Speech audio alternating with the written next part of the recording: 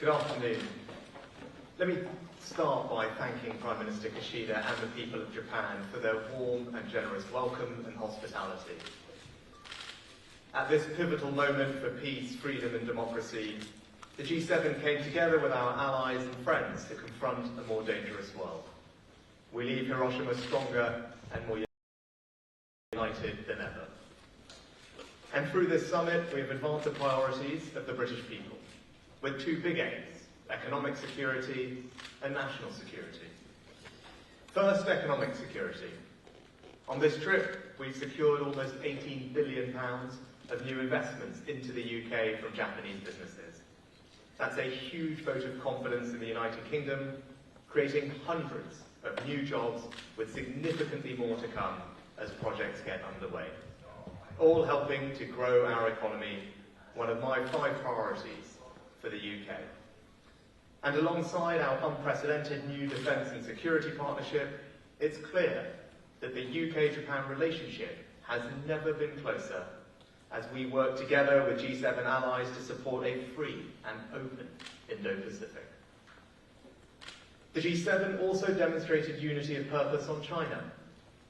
China poses the biggest challenge of our age to global security and prosperity.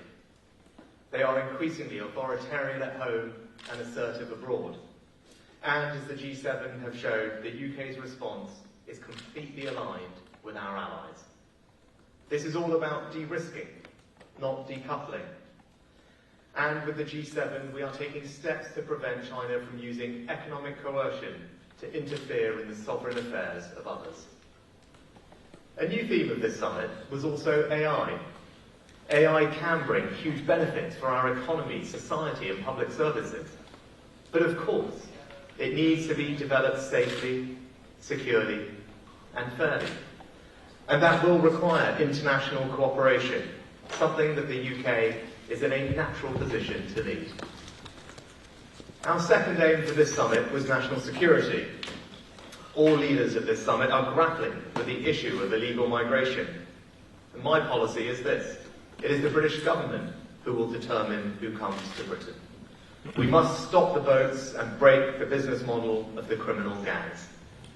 This is a global issue, and it will increasingly be a focus of our international engagement. Just last week at the Council of Europe, we agreed to strengthen cooperation with the EU's border force. At this summit, we secured the G7's agreement to deepen our work together. And we expect this to be an important focus of the G7 next year, under Italy's leadership. And there is no more pressing issue facing the G7 and the world than Ukraine. I want to pay tribute to my friend Vladimir. It was a privilege to welcome him to Chequers earlier this week.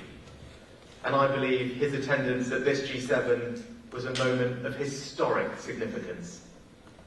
The image of the G7 and our partners standing shoulder to shoulder with President Zelensky sends a powerful message about the unity and determination of the G7 allies.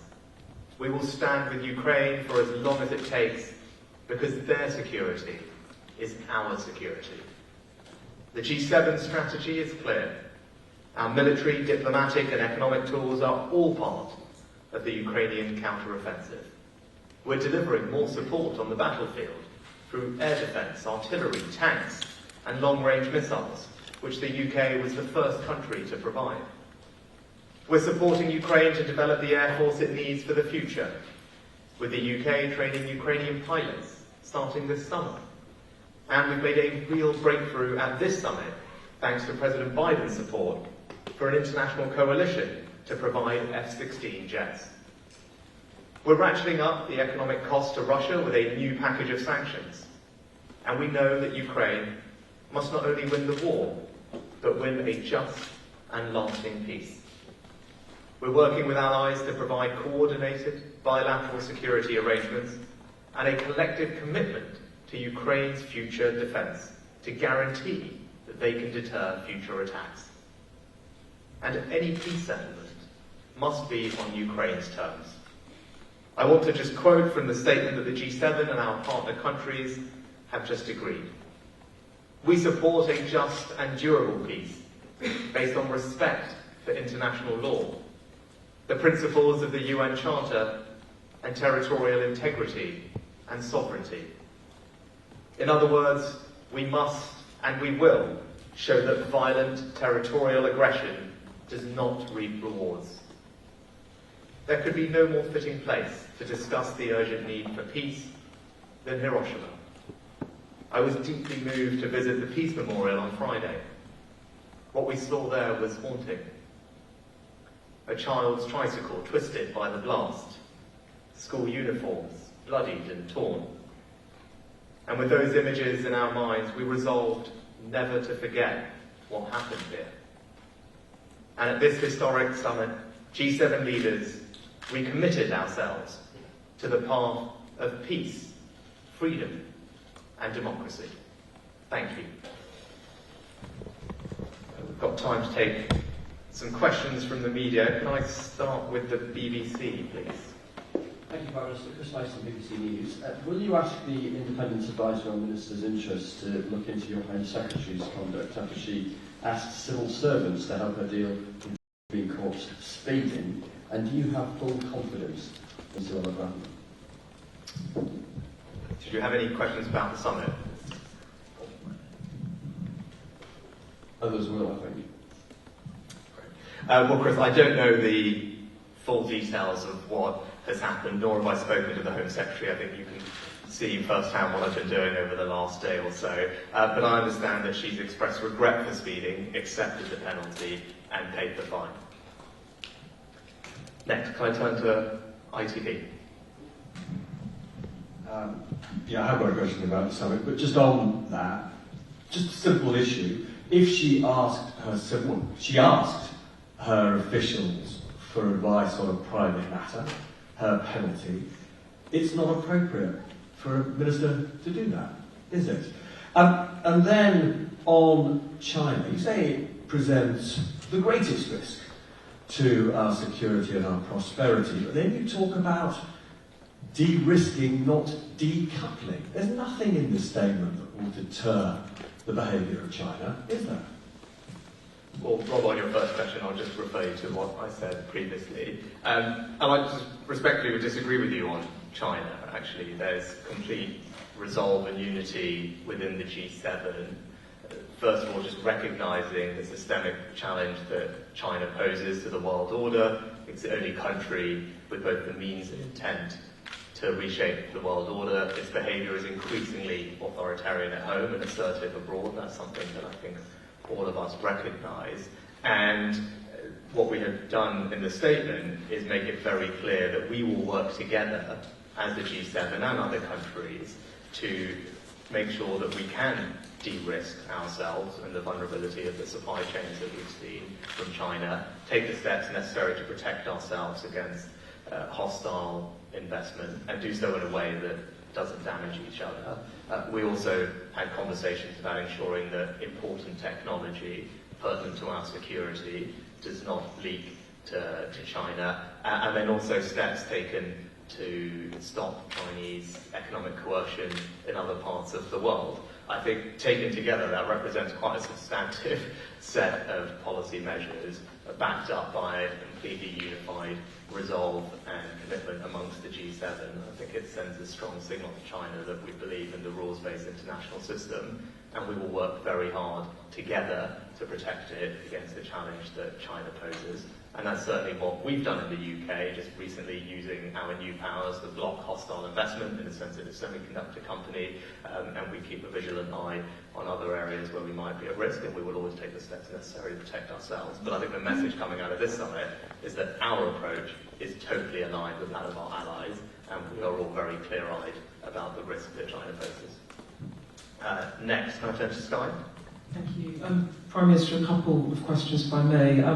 Just on Suella Braverman, reports that the Home Secretary asked civil servants to help her avoid a speeding fine, makes a mockery of your government of integrity. Is she becoming a liability to your own reputation? And on Ukraine, President Macron said Zelensky's visit was a game changer. Chancellor Scholz said the supply of F-16 shows Russia it shouldn't expect to succeed by prolonging this war. Do the jets and the actions this weekend bring Ukraine closer to peace? And is it also an admission by the G7 that we are going to be in this for many, many years to come? Well, Beth, on your first question again, I just refer you to what I said previously. On the substantive issue of Ukraine and what this summit means for Ukraine, I think there are probably three important things for me. The first is President Zelensky's presence here. I think that in and of itself was a very powerful moment. To see President Zelensky standing shoulder to shoulder with his G7 allies, I think sends a powerful message to Russia and the world that we are united behind President Zelensky and his people, and will continue to support him for as long as it takes. I think the second thing coming out of the summit was the very tangible progress on providing further support to Ukraine, and most notably from President Biden with the announcement on F-16s, which is very welcome. You'll know this is something that I've spoken about in the past. Just last week I was discussing this with Mark Rutte from the Netherlands and making it clear that we had made provision to start training Ukrainian pilots incredibly soon. Something that Vladimir and I have discussed a lot over the past few months. And then I think the third important thing is a conversation about peace that we had in the last session together with the partner countries that have been invited, and making it very clear what the principles of that peace should be based on. I think those calling for peace, but really meaning a ceasefire, should recognise that is not a just and durable peace. And I think that was recognised in the statement that was put out. A just and durable peace is one that should be based on the UN Charter, about respect for territorial integrity, sovereignty. Those are the values that underpin the international system. Those are the values that we will fight to champion. And no one wants peace more than President Zelensky and the people of Ukraine, but it has to be based on those principles in order to be just and lasting. Can I turn to the Daily Mail next?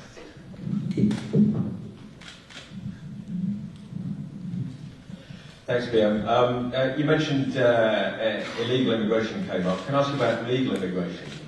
You said this week you're committed to reducing levels below the level that you've inherited. That's about 500,000 people.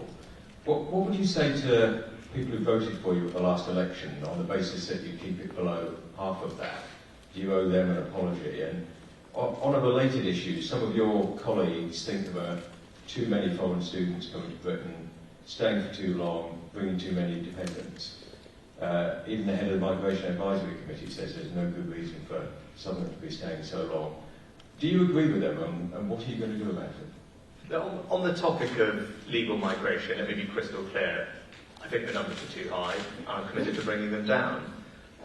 Without getting into specific measures, to go to your second question, Jason, I'm not going to get into the specific means about that. We're obviously considering a range of options to bring the numbers down. We'll have more to say on that shortly. But let me be unequivocal. I think the numbers of legal migration are too high, and I'm committed, and the government is committed to bringing those numbers down. As I've also said, I think the British people are very keen to see action on illegal migration. That's why one of my 5 priorities is to stop the boats. Wherever I am, that's what people talk to me about. And, we're here in Japan, and last week I was in Iceland, but I think what people at home will be able to see is we are putting this topic on the international agenda. So last week, when I was in Iceland discussing this with multiple countries, opening up negotiations with the EU for greater cooperation between Frontex, the EU's border agency, and the UK. That will be of real practical value in our ability to break the cycle of criminal gangs and to tackle illegal migration.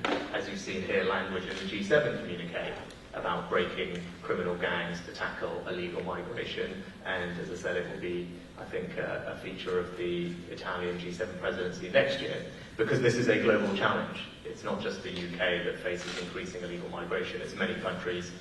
The numbers were up 50-60% on the European continent last year. So you would expect, you should expect me to keep bringing this topic up in international fora like this, and to keep making progress with our allies so that we can tackle this issue together. And that is yielding real benefit for people at home. You saw that with my engagement with Albania, where we have a new returns agreement, where we've now sent over 1,000 illegal migrants back to Albania, which is a very positive step. and the engagement that we've had with the French and President Macron in the recent summit, which again is leading to greater cooperation of British and French personnel in northern France as well. So that these are real tangible outcomes from international engagement which will help us stop the boats, and I know that is a priority that people have. Hugo Jai from the I. Thank you, Prime Minister. You've talked about the way that diplomacy can help boost Britain's economy. British car companies are warning that the industry risks collapse if new post-Brexit trading rules take effect next year. What specifically have you been asking EU partners for on this, and what will you ask them for? Will this include pushing the deadline back from next year to 2027? I think that the issue that you've raised, Hugo, is one that has been raised not just by car manufacturers in the UK, but also car manufacturers across Europe. And as a result of that, we are having conversations with the EU about the best way to address some of those concerns. But more broadly, I would also just point everyone to the first day of this trip when I was in Tokyo and announced £18 billion of investment into the UK economy. That's a massive vote of confidence in the UK. Nissan in particular already has a £1 billion investment plan for electric vehicles with Envision in the northeast. And as you saw at the beginning of the trip, there's just enormous interest and excitement about the opportunities in the UK and a willingness to invest in it in a range of different sectors, not just in automotive, but also in clean energy, offshore wind, and other high growth sectors in the technology space. All of that is good for people at home because it's going to create jobs, hundreds of jobs in the short term, more over the long term, and strengthening our economic security, growing our economy is very important to me, and that's where the international engagement can make a real difference. And you saw very tangibly on the first day of this trip, that engagement resulting in significant investment into the UK, big vote of confidence, and crucially that will help us grow the economy and create and support many jobs, not just in the automotive sector, but many others too. And lastly, we've got time, I think, for one more. We're going to go to the Rio Sanada. Thank you, Prime Minister. I'm Rio Sanada from Asahi Shimbun, and I'd like to ask you a question regarding the invitation of President Zelensky. I think President Zelensky's participation was of great significance at this summit, and I believe there has been a tremendous effort in inviting him to Japan. What efforts has the UK made, and what role has the UK played in bringing him to Japan? And what are your expectations of Japan and the world in inviting President Zelensky to this summit? Well, Rio, I think you're right to say that President Zelensky's attendance at this summit was hugely significant, I think historic significance for the reasons that I outlined earlier. And whilst I have had conversations about this with President Zelensky in the past, it's actually Prime Minister Kishida that deserves the praise. Japan's presidency of the G7 and Prime Minister Kishida's leadership of it that has led to this outcome, and he deserves enormous credit for extending the invitation to President Zelensky and ensuring that the summit was successful. And I think more broadly, Japan, the Japanese people, and Prime Minister Kishida deserve enormous credit when the Ukraine conflict broke out and Russia's illegal, unprovoked war started. Japan demonstrated that our security is indivisible regardless of where we live, whether that's in the Pacific or in Europe and the Atlantic, because the values which we all hold dear are universal. Democracy, freedom, the rule of law, those values are the same in Japan as they are in Ukraine, as they are in the United Kingdom. And the Japanese people have demonstrated their commitment to those values by supporting Ukraine in the way that they have. And Prime Minister Kishida has exemplified that by his leadership, particularly of the G7, but in particular with regard to supporting Ukraine in this conflict. And I think he should feel incredibly proud, as should the Japanese people, of how successful this summit has been in demonstrating unity of the G7 supporting Ukraine, but also engaging those countries from the so-called global south that Prime Minister Kishida has spent an enormous amount of time with over the past several months, and I think that is something that is very welcome, because it's important for the G7 to demonstrate that it is engaging, listening with all countries from all parts of the world and responding to their concerns too. And that's what Prime Minister Kishida has done so brilliantly.